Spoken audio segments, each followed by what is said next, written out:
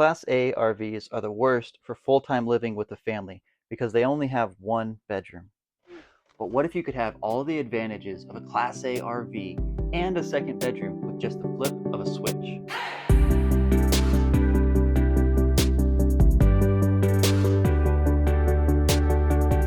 It was the summer of 2020. The world was freaking out, and I had just finished graduate school and couldn't find a job. So my wife and I decided to take this opportunity to do something crazy.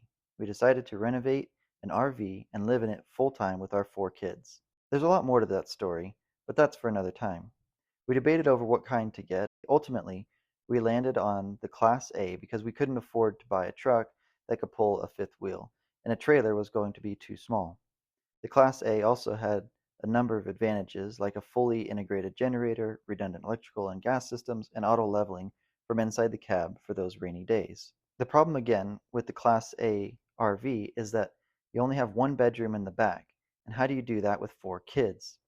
But my wife brilliantly noticed that there was just enough room for a queen size mattress above the driver's seat. But how do you get it out of the way when it's time to drive?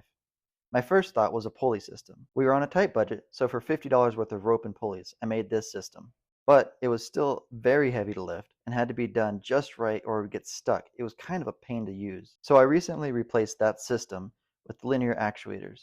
Most of you probably don't care about the details here, so skip forward about 30 seconds or so.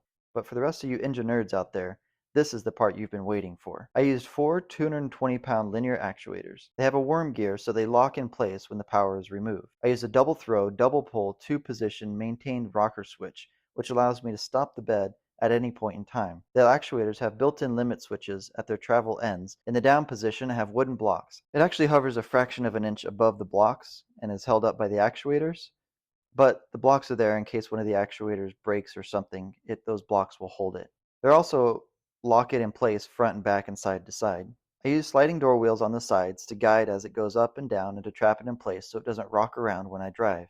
The frame is just simple 1x3 wood construction with 1/8 inch plywood on top and 1/4 inch tongue and groove on the bottom to match the ceiling.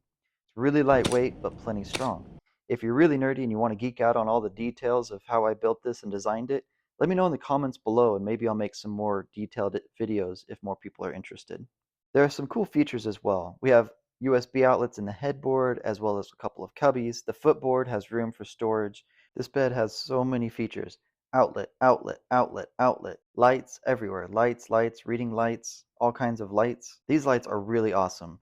We got them off of Amazon. They're really designed for a boat, but they work perfect on a 12-volt system. Highly recommend these for reading lights. Moving on to the sectional couch. With four kids, we need a lot more seating than the original seating provided. We ripped all that out and replaced it with this custom-built sectional. My friend was throwing out a couch, so we took the cushions and recovered them with slip covers from Amazon. I built the frame to fit those cushions. We've got built-in seat belts into the couch. We've got storage underneath for all the blankets. We've got storage under here to put those smelly shoes to keep that stink down. We're actually going to be selling this RV soon, so if you're interested, let me know. If you want to see more videos like this about my RV, please subscribe. I'll be releasing them as I can get the edits and tours together.